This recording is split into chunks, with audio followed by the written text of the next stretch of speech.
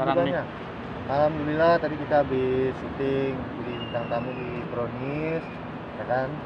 Terus masih dipercaya sama beberapa produser. Alhamdulillah, terima kasih Pak Sono, terima kasih Bu Sonya. Masih dipercaya juga sama MNC. Insya Allah nanti kita hari tanggal 9 hari Sabtu, insya Allah kita syuting untuk program baru. Bang, udah lama nggak kelihatan, pada akhirnya kelihatan lagi nih, gimana Bang? Hah? Terjun Selama lagi. ini hilang ya? Ngilang lama kan tuh. Selama ini hilang. Selama ini belajar untuk menafikan makhluk, terus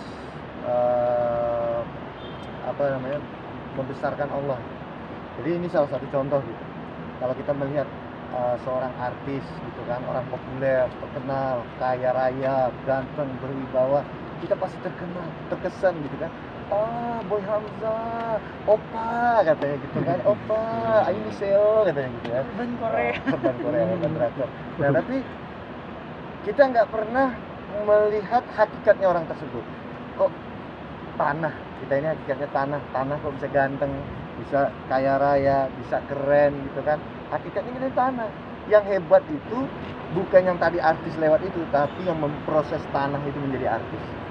Nah, Tuhan yang Maha Kuasa. Jadi lagi belajar untuk menghilangkan popularitas supaya orang nggak terkesan sama kita, terus kita juga nggak terkesan kepada selain Allah. Lagi belajar itu kemarin.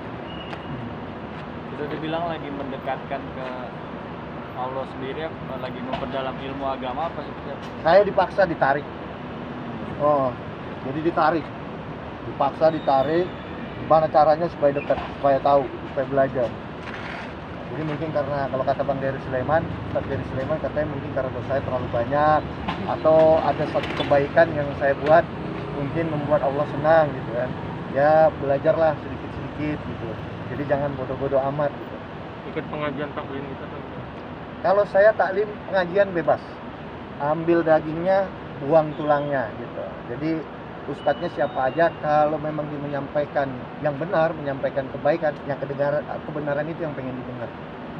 Bareng sama atau gimana? Kalau taklim gitu. Berdua atau sendiri pada? Taklim kebanyakan lebih banyak sendiri ya. Di rumah ada taklim rumah, karena tugasnya seorang suami, dia belajar sama gurunya, terus dia akan ngajarin anak istrinya di rumah gitu. Jadi kalau perempuan lebih bagus memang belajar sama perempuan juga atau sama suaminya, sama ustazah. Nah kalau di perkumpulan yang sering orang bilang jamaah kompor, jamaah tablik atau jamaah silaturahmi, yang suka silaturahmi, itu ada pengajian laki-laki perempuan, masturot namanya, yang perempuan sama perempuan, yang laki-laki sama laki-laki, jadi terpisah. Itu mulai kapan? Ngaji-ngaji taklim. Seperti apa sih setelah bisa dibilang hijrah gitu? Saya tidak katakan itu hijrah. Saya tidak pernah bilang diri saya hijrah. Kata-kata hijrah ini digunakan, mohon maaf, ini yang menurut pendapat saya, ini digunakan oleh para orang alim, para ustadz untuk menyenang-nyenangkan kita yang tadinya mungkin imannya lemah menjadi baik, yang amalnya lemah menjadi baik, gitu. Yang muamalah jelek menjadi baik. Tapi hijrah sesungguhnya adalah pindahnya seseorang atau sekelompok atau satu kaum dari satu tempat ke tempat lain. Ini yang tempat ya, bukan iman yang pindah, tapi tempat. Misalnya dari Mekah ke Madinah karena perkara agama. Dulu para sahabat itu disebut orang-orang muhajirin karena mereka hijrah dari Mekah ke Madinah. Karena di Mekah nggak boleh lagi sholat, dilarang sama orang-orang kafir Quraisy. Terus nggak boleh lagi dakwah. Akhirnya mereka harus cari tempat baru. Wali Songo itu adalah contoh hijrah. Nah, jadi dulu nenek moyang saya, dulu mungkin kerajaan Majapahit, ya kan, mungkin belum kenal Tuhan yang sesungguhnya, sehingga utusan dari zaman sahabat sampai zaman Turki Utsmani dikirimlah ulama-ulama ke Indonesia untuk mendakwahkan agama, untuk menyebarkan agama. Nah itulah hijrah, pindahnya orang-orang dari Turki, dari Arab, dari Persia ke satu tempat di Indonesia untuk mendakwahkan agama. Nah kalau ada guru-guru misalnya dari Jakarta, dia belajar di Mekah Madinah, dia belajar di Al-Azhar, terus dia tiba-tiba masuk ke suatu pedalaman untuk mendakwahkan agama, dia bikin pondok pengajian kecil, itulah mereka orang-orang muhajir, orang yang hijrah. Nah kalau saya islah, perbaikan diri, kita ini semua islah, perbaikan diri. Apa yang terbaiki? Iman, amal, muamalah, muasyarah, akhlak, keikhlasan. Sampai kapan? Sampai mati. Dan kadangkala kita masih suka terpleset. Buat apa? Itu kehendak Allah juga, supaya kita jangan sombong, supaya kita ingat bahwa kita tetap bisa bikin dosa, tetap bisa bikin salah, kita nggak lebih baik daripada orang lain. Kenikmatannya gimana? Ya, secara pribadi yang dirasain. Kenikmatannya pada saat itu jadi sebenarnya keadaan apapun, kaya, miskin, senang atau susah, yang paling enak itu adalah ketika kita dekat dengan Allah. Itu paling benar. Ketika kita dekat dengan Allah, masalah beres. Walaupun saya waktu itu nggak punya kerjaan, rezeki ada, Ketenangan. ketenangan, Lebih datang. merasa ketenangan jiwa. ketenangan jiwa, anak-anak sehat, nggak ada yang sakit, nggak harus mengeluarkan uang-uang, nggak perlu mobil, nggak ditabrak, nggak tabrakan, ya kan, salah satu contohnya misalnya Dia seperti bisa itu. lebih bersyukur, merasa lebih tenang jiwanya. Ya itulah. Nah, Bukan menjadi sosok yang sempurna, tidak, cuman orang yang lebih baik daripada sebelumnya lah. Bukan berarti jadi yang langsung ahli agama gitu, tidak. Intinya betul. kita tadi memperbaiki diri tadi dari yang sebelumnya mungkin Eh, parah jadi baik gitu. Kalau punya masalah, mungkin pelariannya lain. Hmm, Nah, ini bagaimana masalah kita sholat 2 rakaat, masalahnya selesai. Pengaruh nggak ke hidup sendiri? Artinya akan jadi lebih selektif lagi dalam kita kerja. Kalau paman saya kemarin ada nasihat untuk saya disuruh satu amalan yang mana nantinya dengan amalan itu, saya kan bilang saya nggak bisa selektif gitu. Saya seorang aktor.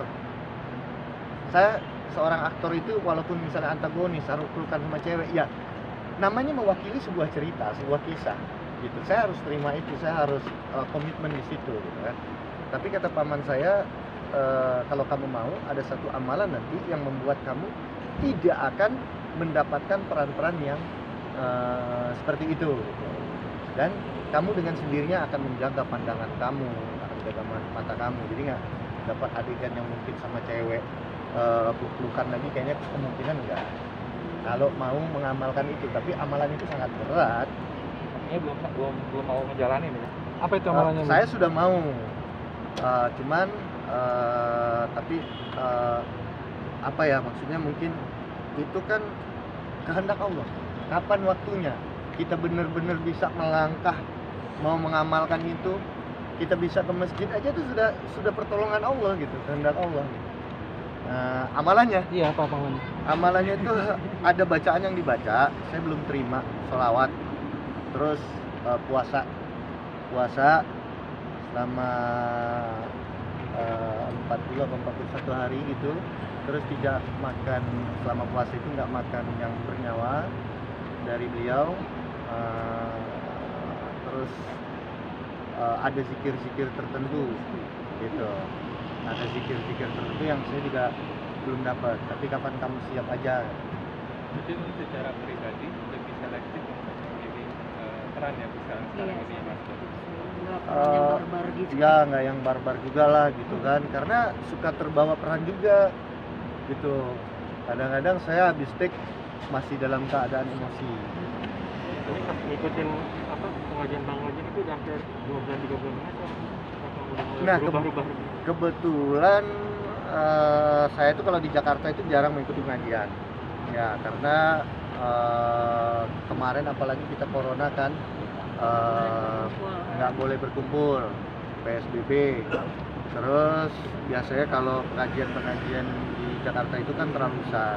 Kalau saya lebih sering di samping itu ngaji Infirodi itu kita kumpul-kumpul nih ngaji, terus abis itu yang lain daripada pulang, saya intim sama gurunya gitu, nanya ini nanya itu gitu.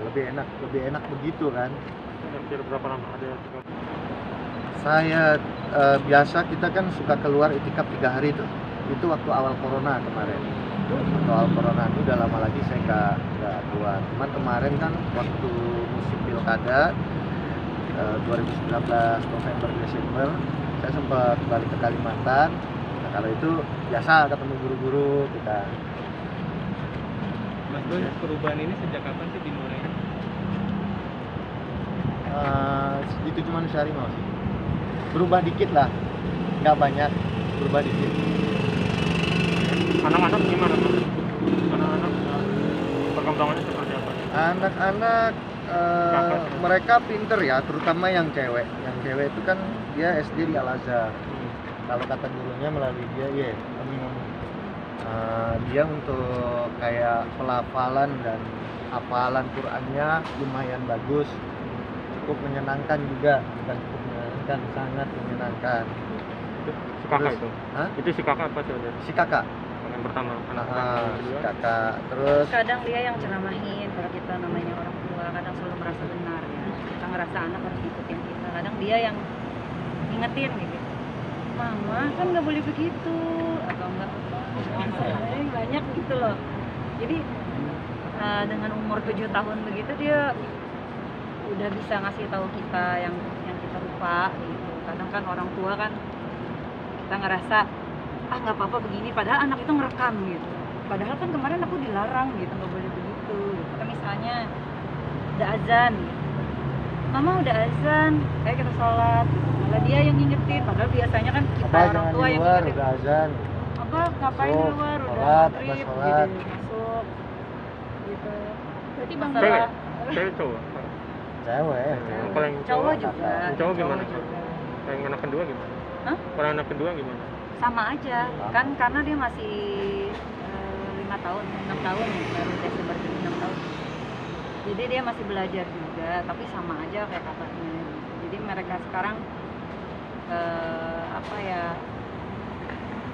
Dulunya kita merasa kita yang ngajarin mereka, sekarang malah saya tersadar gitu. Ternyata anak juga bisa menjadi guru kita, guru untuk berbagai macam hal sih. Karena kita udah dewasa, kita banyak terkontaminasi banyak hal ya. Korup Kita banyak otaknya. korup otaknya, sedangkan anak kecil itu kan masih polos. Bolos. Dengan pikiran yang mereka misalnya punya apa udah bersyukur, dengan bahagia dengan hal-hal kecil, Ya. selalu berpikiran positif. Terus nggak ada intrik gitu loh di kepalanya tuh, nggak ada sesuatu yang kebanyakan aneh-aneh gitu. Emang Itu kita yang di rumah suka ada intrik suatu. bukan sih. Kita pikirannya kan udah macam-macam tuh gitu, banyak pikir. Nah itu yang harus kita pelajari dari anak-anak. Jadi sebagai orang tua, bukan cuma anak yang belajar dari orang tua, tapi orang tua juga sebaiknya harus belajar dari anak, belajar dari sisi positif. Saya bilang senang sama bangga dong ada anak yang ibaratnya ya membimbing lah bapak orang tuanya lah gitu, senang dan bangga juga dong. Ya contoh untuk belajar sama anak nih kayak gini. Anak itu pernah bertanya nggak? Pernah berhitung nggak soal rezeki? Nggak pernah kan? Tapi rezekinya selalu ada aja. Nah, kita yang sudah dewasa hidup itu kenapa tidak pernah yakin bahwa rezeki kita selalu ada? Selalu penuh perhitungan, selalu penuh matematika. Anak kecil nggak pernah, dia yakin aja. Kayak burung yang pergi di pagi hari terbang dalam keadaan lapar, pulang di sore hari dalam keadaan kenyang. Yakin. Nah, sama hal belajar keyakinan tuh seringkali kita dari anak. Dia yakin. Nah, kita tuh suka nggak yakin. Hal simpel yang harusnya simpel seringkali kita bikin ruwet. Anak kecil kan polos simpel.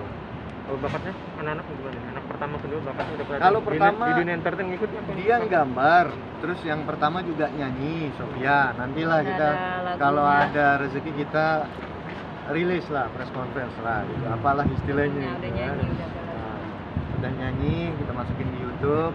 Nah kebetulan kemarin belum bikin video klipnya, jadi pas bikin video klipnya, bolehlah nanti kita undang teman-teman untuk kita rilis. Itu ngikutin sahabat bakat nyanyi atau ini? Kalau nyanyi, nggak tahu deh. Udah dari kecil emang disuka nyanyi atau gimana? Enggak. Awalnya sih dari tugas sekolah. Jadi anak saya itu awalnya suka gambar, suka yang memang lebih ke seni. Terus tugas sekolah kan sekarang online. Suruh bikin video, disuruh bikin nyanyi. video nyanyi lah, video nari lah. Nah, suatu ketika dia disuruh bikin video nyanyi. Udah kayak konser. Pakai apa Terus namanya? dibikin lah sama asistennya dia tuh yang bener-bener pakai Bang Samsul. Iya, pakai mikrofon yang rekaman buat workshop. Pakai apa sih gitu. itu? Hah? Mic. Apa? Shortcut. Shortcut. Nah, pakai itulah Soundcard. gitu. Jadi ternyata teman kita yang apa sih pencipta Musisi, lagu, musisi, lagu, ya. dia denger gitu. Oh, dia bilang anak Oh, kamu bagus nih katanya. anak kamu oke juga suaranya, ayo nyanyi katanya sama anak dia gitu. Jadi dibikinlah lagu itu judulnya Bintang. Bintang. Dan ini alhamdulillah ya, maksudnya nggak ada lagu anak kecil nih sekarang kalau nggak dicampur dengan remix, nggak dicampur dengan house Ini music. pure Pure anak lagu kecil. Dan musiknya kalau aku bilang kenapa aku mau, musiknya musik mahal, jadi kayak Disney gitu. Bang sempat diarahkan ke dunia acting gak sih? Seorang ayahnya kan. Oh, sudah diminta, kemarin udah diminta juga sama SAI ya. Udah diminta pernah, cuman Nah. saya kalau untuk saya pribadi untuk anak syuting nanti dulu lah, lagi kamu syuting atau gimana masih. Gak apa-apa lah sama abang. Jadi terjadi perdebatan nih antara abang sama Tapi dari kecil pernah ngikut syuting dari Iya kecil. dulu paling reality show sama bapaknya. Pernah ikut My Daddy, My Hero. Daddy, My Hero. Jadi dia sama adiknya memang reality show, sama bapaknya jalan-jalan gitu kemana-mana. Jadi memang udah terbiasa, basically udah terbiasa sama kamera. Terus kalau misalnya nangis kamu, nangis. Wah. Nggak usah gitu dipelototin itu, nangis deh. Ini mama. Kalau si Dede Oh, gitu. bakatnya apa? Kalau itu masih suka main Oh, ya. aduh. Dia aktivitasnya dia kalau di gerak ya. Dia lebih ke gerak aktivitasnya. Kalau bapaknya fitness nggak bisa mengikut. diem, dia olahraga, lebih kayak olahraga gitu. Saya olahraga, Betul. misalnya Strong Nation dia ikut, bapaknya lari dia ikut, dan dia kuat gitu. Lebih ke Bapaknya sport. sampai merah-merah gitu. Apa yang membuat akhirnya tadi tidak mau dulu menerjunkan anak pertama ke dunia Dunia acting. Nyanyi, Sekarang. ada suara. Oh, acting apa Mana tadi? acting? Acting. acting. Tadi kan banyak nggak mau, katanya Bukan, kalau stripping itu kan Kasihan, kasihan tiap Kita hari. waktu- Anak kecil biar lu jadi anak kecil. biar dia nikmati masa Biar dia kanak-kanak. nikmati masa emasnya, biar nikmati masa anak-anaknya. Kalau misalnya syuting untuk yang enggak, yang cuma Hobi. beberapa hari gitu Hobi doang, boleh lah. untuk hobi untuk beberapa hari misalnya yang pendek-pendek itu ya nggak masalah. Kalau TV. buat saya atau iklan gitu nggak masalah, cuman kalau untuk stripping saya Nah. nggak, masih nggak mau. Nanti anak kita gede di lokasi loh. Oke. Oke. Sip. Terima kasih banyak. Kamsahamnida. Arigato. Kamsahamnida.